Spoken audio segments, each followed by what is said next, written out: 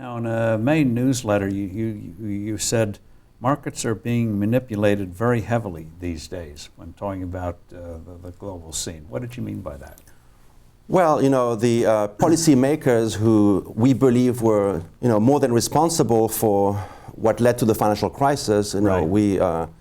I own no bank stock from '04 to '08, which was basically a way for me to say that we were in the middle of a credit bubble of epic proportion in the U.S. but in many other places. Quickly why you stayed away from banks when on paper, including Fannie and Freddie, they look cheap. You mentioned leverage. Because the banks themselves became more and more levered, but we also could tell that they were making worse and worse loans. I mean, securitization basically allowed banks to lower their standards in terms of lending because they knew that once they would originate the loan, they would repackage it and sell it. So, I mean, there were so many signs of it being the credit bubble of historical proportion.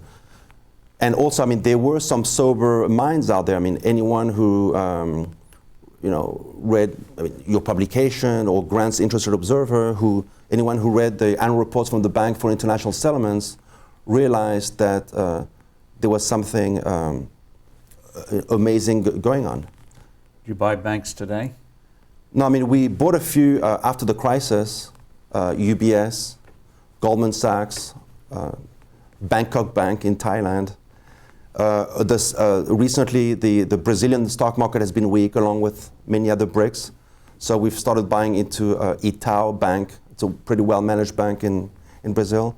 So yes, at the right price, we will buy a bank if we think that the underlying culture of the bank is good enough. I think Warren Buffett several years ago said the problem is that there are many more banks than bankers. There are very few people. I mean, it's a levered business, and there are very few people that have the right mind to properly manage those banks. And I think that Buffett was spot on, is still spot on. So whenever we pick banks, we try to find those that have a pretty good culture and a pretty good understanding of risk. In the case of UBS, the fact that they're moving more and more into private wealth management at the expense of lending is something that we've been welcoming. You don't have very much. You mentioned you had a Brazilian stock, but you stayed away from what we call emerging markets. Yes, because there is a paradox, which is that high economic growth does not always translate into good stock market performance. There are many reasons. See that in China. There are many reasons for that we see in China, but Steve, we have seen this even in the United States. I think of the United States in the middle to late 19th century as the ultimate emerging economy. America was so successful that by World War I, it became the leading economic superpower. Yet my history books somehow suggest that stocks did okay, but not that great. The big stocks were those big capital-intensive businesses that many of which exist in China, for instance, or Brazil. And they were, in the case of America, canals and railroads. And for all sorts of reasons, these companies did not do too well. 90% of them went bankrupt. In good American fashion, we made sure that it was mostly the foreigners that owned them, the Brits at the time. And so it's a paradox that is hard for people to grasp, but it's a reality. Now, do you still fight equities when you feel you're not getting a good price? Bank of International Settlements was one example where you fought, and you've done some other. Do you still do that? Absolutely. If we have to, we will be reactive. Now, ironically, we've had 3 battles in our past. Our first battle, oddly enough, was an American company. People always ask me about the risk of investing outside the US, and I, tongue-in-cheek, remind them that my first battle was against Kohler, Wisconsin, Herb Kohler. And he runs a wonderful business, by the way, but he had his own personal reasons to want to eliminate non-family members as shareholders. So he did a squeezed-out deal at a price that was not too nice, so we fought and succeeded. And yes, in the case of the Bank for International Settlements, they did a squeezed-out deal as well in 2000. The price seemed generous. It was 100% premium over where the stock was trading. Despite that generous premium, the price was still a 53% discount to liquidation value. In the case of most businesses, one can argue as to what the real value of the company is. In the case of the BIS, it was a liquidation value. I mean, it was very easy every day to compute what that number was. And the irony is that the Bank for International Settlements, which they claimed to me, they tried to be, do-gooders. They tried to, preach good corporate governance, transparency, and yet they could not resist the idea of fleecing their own shareholders. And it was a 2-year battle, and we prevailed. And there's a book that came out recently written by Adam Lebor called the BIS, the Tower of Basel, that talks a little bit about that, but more importantly, traces back the history of the Bank for International Settlements since its founding in 1930, and it's quite a sinister history, and with Germany and the Nazis and so forth. Bonds, you think they're a bubble today? You had a brief buying, as you mentioned, in 08 and 09. Are they still overpriced today? I think they may be overpriced. Bubble, I'm not sure is the right word. I mean, in my mind, for a bubble to be a bubble, it has to be fueled on credit. I think people have been buying bonds out of fear, not out of greed. And I don't think people have been buying bonds on credit. So I would not call it a bubble, but I think the fact that people were willing to buy 10-year treasuries a few months ago when the yield was barely 1.7%, even though inflation expectations are for the next 10 years are that the CPI will probably rise at least 2.5% for the next 10 years, meant that people were willing to hold bonds knowing that they will lose money for the next 10 years. And the Fed themselves, in some various studies, have acknowledged that interest rates would be 1.5 points higher than when they were today, were it not for quantitative easing. Yes, so I think owning bonds today, buying bonds, does not make much sense. Having said this, I believe that the biggest risk right now in the world economy is China. They had a big credit bubble, especially over the past 7 or 8 years. That bubble is deflating. So I think there's more downside risk to the world economy than upside risk. I think it was this morning I was reading something about the fact that the government in China is asking for an audit to be done of what is the real size of the national debt. And so I think if there's a slowdown in China short term, that means that there's room probably for yields to go back down a little bit before eventually they go back up. But our belief, though, is that whatever policymakers have been doing over the past 6-7 years, governments with their fiscal policies, central bankers, will lead to inflation at one point. So we shy away from bonds as much as possible. Which gets to gold. You said in 2011, I think, that gold was underowned, even though it was 1,900. Now it's at a fallback. What do you see ahead? Is it just a temporary pause until central banks get back to their bad deeds?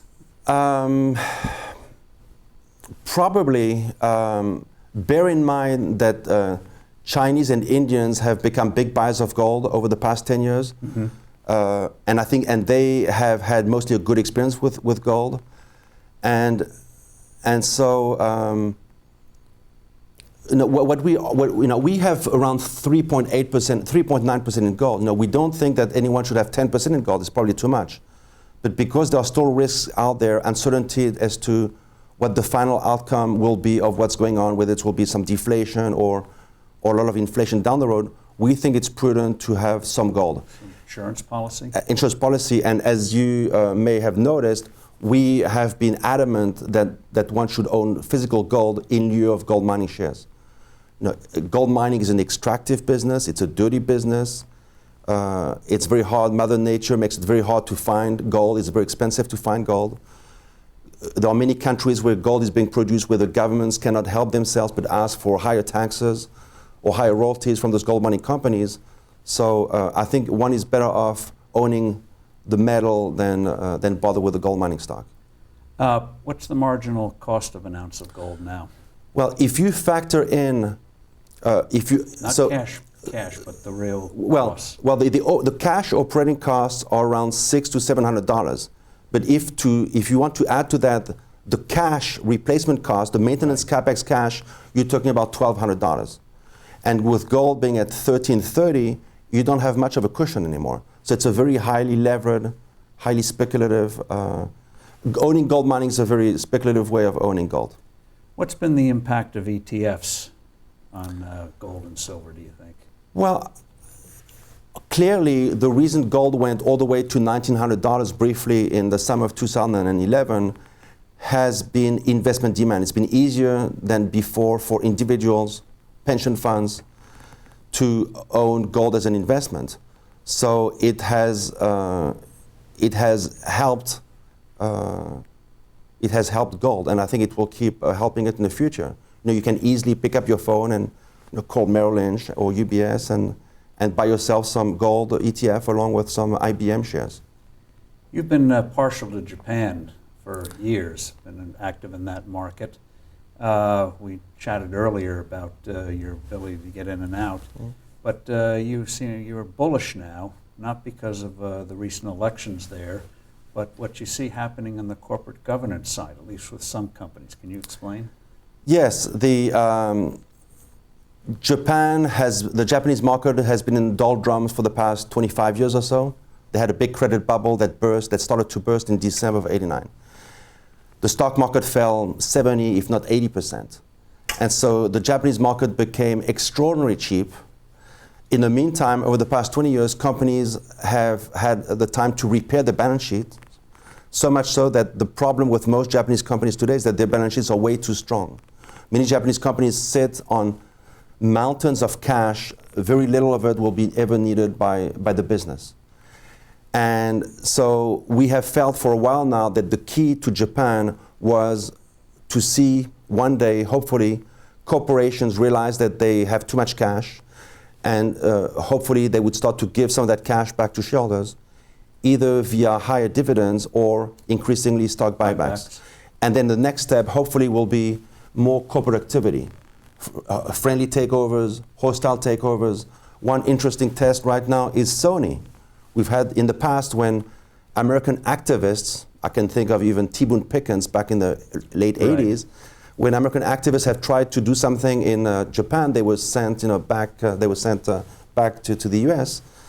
And I'm not suggesting that Sony has embraced, Dan Loeb from Third Point, but they've more than welcomed him. And in fact, I believe they've hired an investment bank, Sony has, to consider the merits of some of his proposals, and they may decide to take public one or two of their subsidiaries. So yes, we do believe that there's a huge change going on in corporate Japan, and that is the key for that market to go up a lot more than it has. Despite the recent rally, the Japanese market only trades at 1.1 times tangible book. Now you, unlike others who invest in Japan, you like what you might call internal companies that are not the traditional big exporters. Well, there's nothing wrong with the export companies. It's just that the domestic ones, the smaller ones, tend to be a lot cheaper in the stock market. Nothing wrong with Canon or Shimano at all. We've owned some of those, or Makita for that matter, which competes against Black & Decker.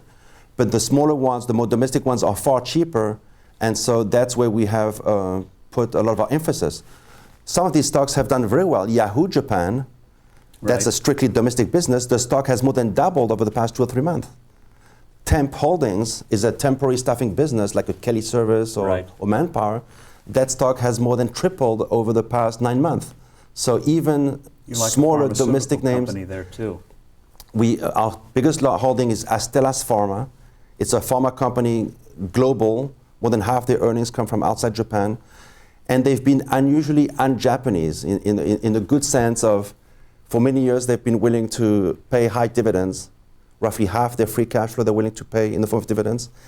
Over the past 8 years, they've been willing to buy back over 20% of their shares. That is un-Japanese. It's very impressive. Whenever they've made acquisitions, they've been very careful not to overpay. And there are still, even though the stock has done well, we feel that the locals, investors, don't fully understand the company. They don't understand the EBIT as reported is a lot less than the real EBIT. There's an amortization of goodwill. Especially with Japanese companies, a lot of companies, cash laden, and therefore you have to adjust real returns. Yes, I mean, oftentimes a Japanese company will show low return on equity, but if you strip out the cash, you'll realize that the business itself does have a very high return on capital employed. So there are many fine Japanese companies where the attractiveness of the business, the profitability of the business is is hidden by the fact that you, next to the business, you have a pile of cash that dilutes the return on equity. And likewise, from a valuation standpoint, if you look at Japanese stocks just from a pure and simplistic price to earnings basis, as opposed to an enterprise value where just the market cap for the cash, this is how you notice how cheap some of these stocks are. Now, let's go quickly to some individual stocks. One that you have not bought, which you owned years ago, talking about having a lot of cash, but it doesn't meet your criteria now, apparently, is Apple. No, because we acknowledge that the stock looks cheap, we just question the sustainability of those margins. I remember 2 years ago hearing people talk about all these applications providing some sort of moat. Not sure there's much of a moat, frankly. At the same time, but recently though, we've sold some puts that mature in early 2015. Strike price $430 and $440. We got paid $60 and $70 premiums. So we've established, we've tried to create an entry price into Apple at $360 per share. And hopefully, but it's a small position. Our level of conviction, frankly, is low. We think competition will heat up, and we think their margins will come down significantly. What about Microsoft? There's a stock that's done nothing for. Well, it's done nothing. A few years ago, we were able to buy it in the mid-20s. It may be helped by the activist Jeff Ubben from Value Act. The stock was at $34, $35 a few weeks ago before the recent pullback. We've trimmed our position nicely. We have mixed feelings about it. The outlook for the business is murky. We're not big fans of top management. Conversely, we're able last year to buy Google very cheaply, even below 600. Now the stock has done well. It's almost priced as a growth stock today, but we think that that business, the moat of the Google business is very strong, and hopefully they'll have nice tailwinds.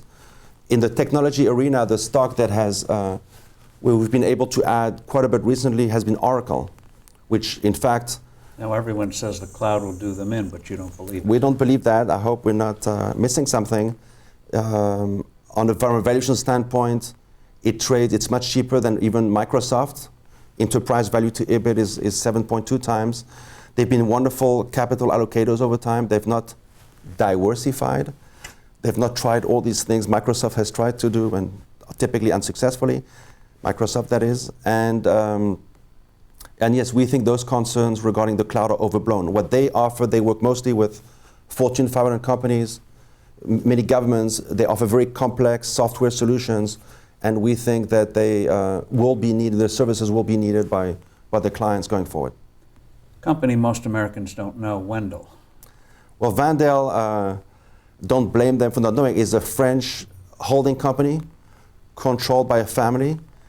Even though I preached the virtues of eating their own cooking, they, during the bubble a few years ago, couldn't help themselves, but they made a mistake. They used some leverage and bought a wrong asset.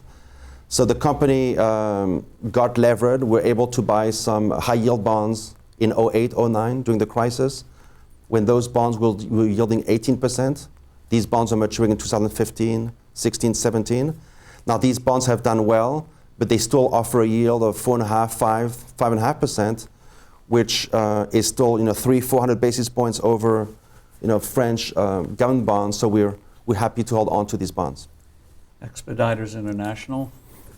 For many years, we owned a competitors of them called Kuehne and Nagel, which is a Swiss-based, yet global freight forwarding company.